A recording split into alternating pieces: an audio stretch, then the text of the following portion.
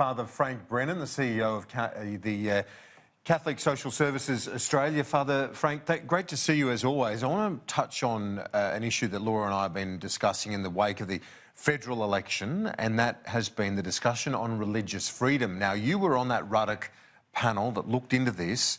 What do you think needs to be done in terms of legislation in the Parliament? And is Scott Morrison in a good position to deal with this issue once and for all?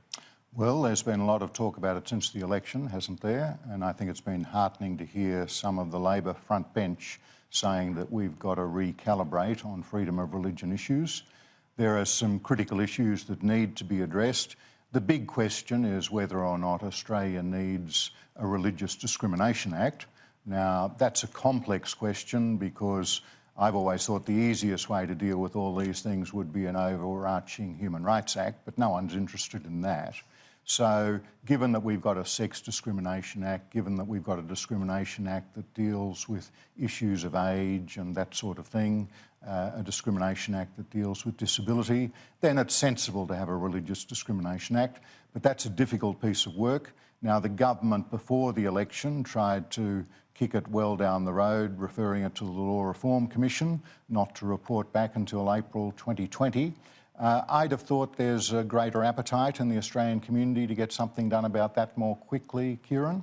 But then there is an immediate issue which I think can be fixed immediately, and that was the big issue that raised its head at the end of last year, namely, what about gay kids in schools? Now, there are no religious educators who want to discriminate against gay kids in school.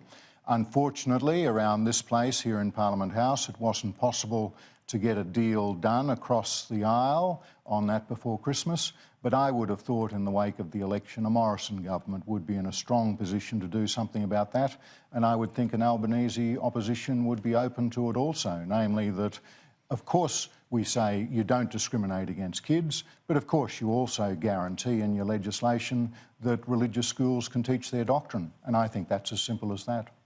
The Israel Folau issue really brought this to the fore during the campaign. It is just such a difficult one to navigate, Father Frank. How do you see this? And does the government have a role in a circumstance like this? Yeah. I distinguish the Folau case in some measure, Laura, in that I think basically it's a freedom of contract, freedom of speech issue, not so much freedom of religion.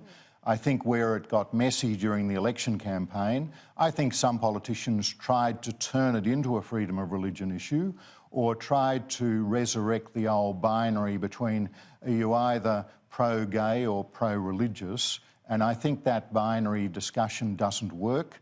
And when you're dealing with freedom of contract, particularly with big-name football players, the question is what's in his contract. And the fact that they needed 3 days with a lot of silks, being paid a lot of money behind closed doors to try and work out what was in the contract shows that it's simply a matter to be resolved by the courts. So I'd park Folau to one side, and I'd say that in terms of freedom of religion, the big issue is about, for example, whether religious schools should be allowed to maintain their ethos and how they conduct their employment practices. They're the unresolved questions, and I think we're in a better position to deal with that now, given that both sides of politics have realised that these are questions that don't just go away, and they're not just binary.